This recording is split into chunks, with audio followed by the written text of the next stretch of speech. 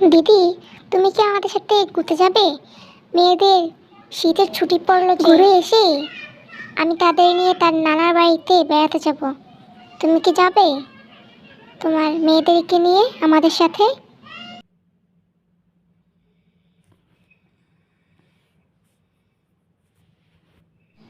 হ্যাঁ রে ছোট, আমিও ভেবেছি মেয়েদের যেহেতু শীতের ছুটি পড়লো, সেহেতু এখনই তো বেড়াতে যাওয়ার ঘুরতে যাওয়ার সময়, আর না হয় কখন যাব। তাও আমি আমার বাড়ির কাজকর্ম শেষ করে তোকে জানাচ্ছি ছোট, আমি যাব। অনেক দিন ধরে মেয়েরা আবদার করছে তারা বেড়াতে যাবে, ঘুরতে যাবে, তার নানার বাড়ি যাবে, সব জায়গায় যাবে। তাও এখন ভেবে দেখলাম যেহেতু ছুটির দিন অনেক বেশি, সেহেতু সব জায়গায় ঘুরতে পারবো। তাও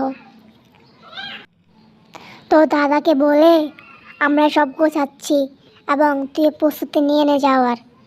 ঠিক আছে, আমরা একসাথেই সবাই বের হব। তুই কখন বের হবি আমাকে জানিয়ে দিস, ওদেরকেও তো রেডি করাতে হবে।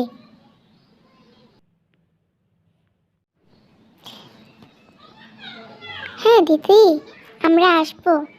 আমার বড় চাও আমাদের সাথে আসবে, ওদেরকে মেয়েদেরকে নিয়ে।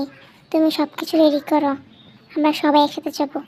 আর ঠিক আছে, গাড়িও ঠিক করে ফেলেছি, আমরা সন্ধ্যায় রওনা দিব। সন্ধ্যাবেলা রওনা দিতে সকাল হবে বাসায় যেয়ে পৌঁছাতে। বুঝতে পেরেছ নাকি? মা কোথায়?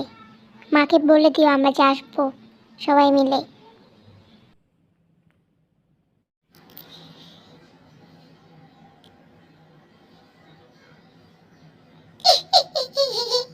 আমি যাব তার সাথে। আমি সেজে তারপরে চলে যাব, বাস স্টেশনে গিয়ে দাঁড়িয়ে থাকবো।